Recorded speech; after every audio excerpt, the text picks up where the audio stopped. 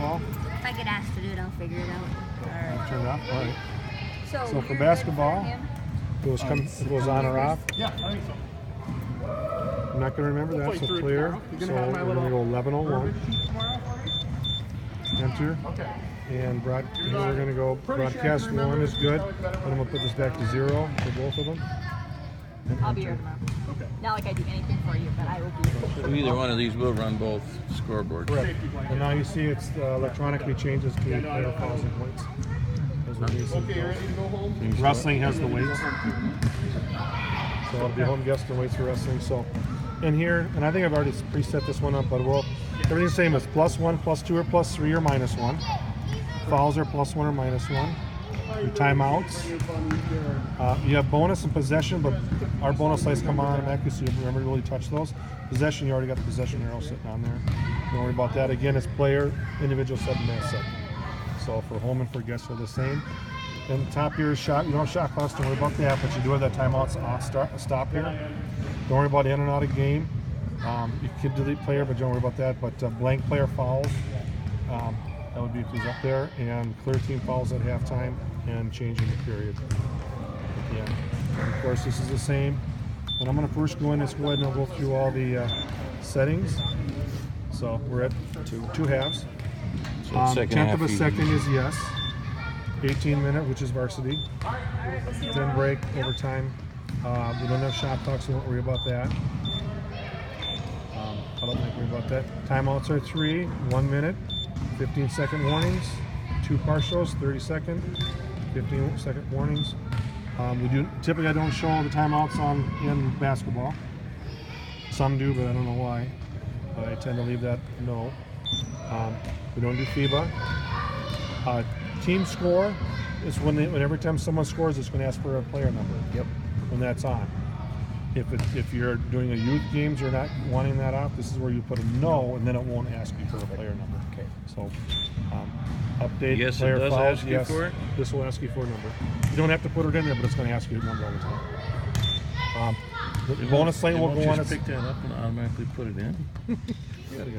Based on which parent jumps up and down. Correct. Yeah. Wait till you have everybody's doing rebounds underneath, and you got 4 guys going back and forth with the ball. Who threw it in? Okay, how would you change the bonus? See, when I do this, I put the bonus on 6.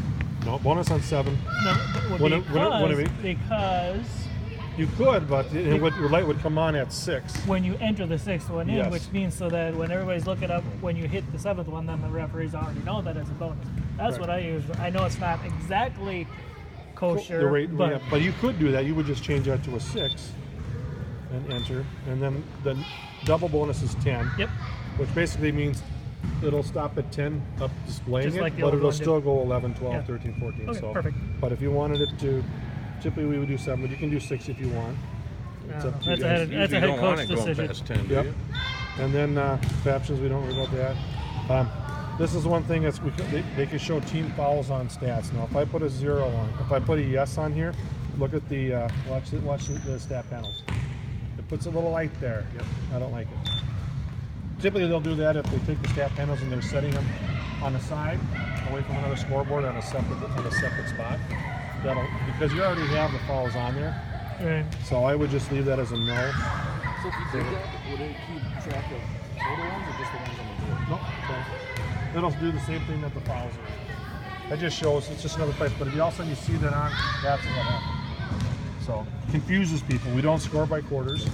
So where are we differentiating between long and short timeouts to minute and 30 seconds? You just hit it. It's toggles, full or partial. So if you're going to do it, so if it's a full or a partial, then what you're going to do is you're going to say, okay, it's a partial, and the ref's going to say start, and that's when you hit enter. And then Okay, if it's a short, you go to short and you wait. Yeah, you just and if you don't, I just start the game, and if you missed it, or go to the other. Is that going to have a buzzer then at 15? Yeah, this will make sure. both times? Then this will give us 15, and also at the end. Score, right. What was your First turn. What was your preference for reason for not putting it up on the clock? Just curious. Curious is that you're in a game, and the coach, all of a sudden the coach is talking about, okay, we got a minute for what? Oh, and then they see that. They look up at the clock and they can't see what the time's left on the game. That makes sense. So and it's not in here because this is showing that timeout. So So if they forget, sometimes coaches do, but exactly how much time's left in the That makes sense. yeah. So, did you not put the timeouts I on, didn't. on there? Basketball, I don't. Volleyball, we tend to do more. Yeah. I get some places that do it in basketball, but it's like that's one of the few times that you get a point where someone's like, "What time?" Yeah. They don't know exactly which time's left, or if they have the shot clocks too. So I missed something. So it will have 5 up when you start a new game for timeouts. Yes. yes, I just decremented it one. I took one because we just set one up. We were just talking about putting the timeouts on the scoreboard to count down. He turned that off so that the timeouts don't show up on the clock on the Enter. board. No, where we've always Edit, had that. I don't know timeouts, if you had full. that. Yeah. Once you hit it, it would count down 60, Yeah. 59. and Enter. Right. The buzzer would go. Right. So I just he- reset it. I had it. You say no, then they can see how much time. Oh, I see. I get it. So it's just pass it out. Stop that off. So that's But that's your we'll see timeout. it here, right? We'll see it Correct. Down. Yep. This is going to be the same way. The only difference on this one is that in high school they're allowed. If you get in, well, I guess when I start a game, you come in. You're going to probably do the warm up time. It's usually, they come in. It might be a 30-minute warning, 30-minute warm up time, depending on when it starts. Get the rosters again. The same thing. It usually gets emailed over. Or you get a piece. Check with the coaches. Make sure no changes, or maybe they're moving someone up. Or they're going to add another player on it. Get all the numbers. Make sure they're correct. And then you're going to go into them again, same way. You're going to go into the rosters. I said this is my easy way.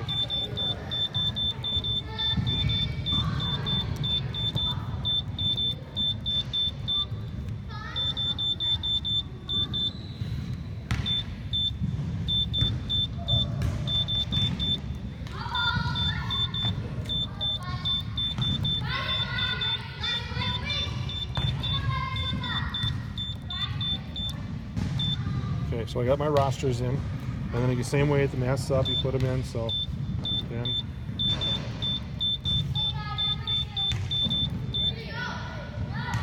mass sub.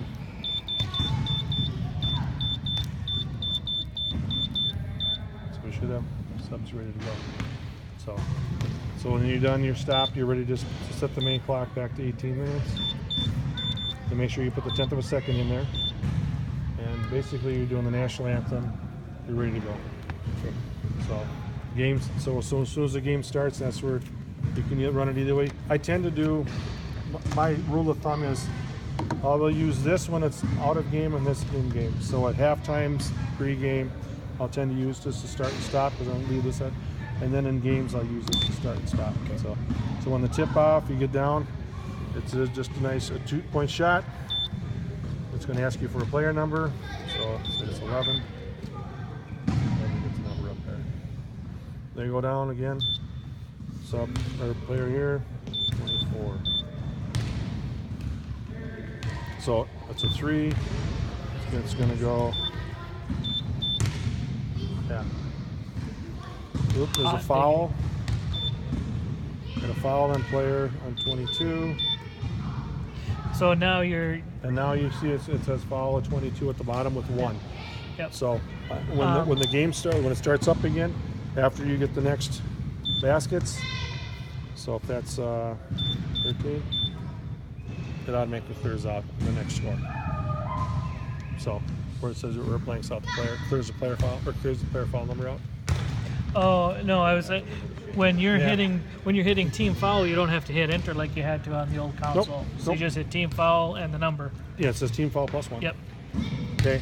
Now here's another one. You get if there's a 3, and it's on 21. Enter, and then it's like, oh crap, wasn't a 3. It's supposed to be a 2. You have a -1, and it says, well, who are you taking that away from? 21. Nice. Very nice. Okay. So if you add 1 or take 1 away, you got to take it away from somebody or giving it to somebody. So that's what's nice. That's that, cool. Cool. That has that to know.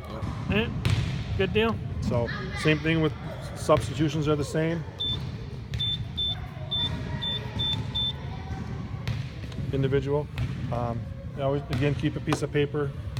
I always tend to do is, and then you're gonna find it right away is when the kids come up, it's Jay Henry going in for Jay. You're like, it didn't say Jay up there, I need your number. So gotta make sure you tell them I need your number and I need who you're going in for. And write that on when they come and check in at the desk. So They're gonna have to learn to do that right away. Yeah, some have been really good. And you can shame them by doing this. Sure, Tecum would appreciate All that. right. Hey, you didn't check in. Get over here. I have no idea what you're going in for. I was going for you. So while the clock is running, can you go individual sub out? So let's say number 17 is in for number 13. Okay. You can do it while it's running. And you do it also. Oh, it changed it on the board though. That was what I was wondering, Yes. if it wouldn't Yeah. change that until you stop the clock. Nope. But you can do that when it's running.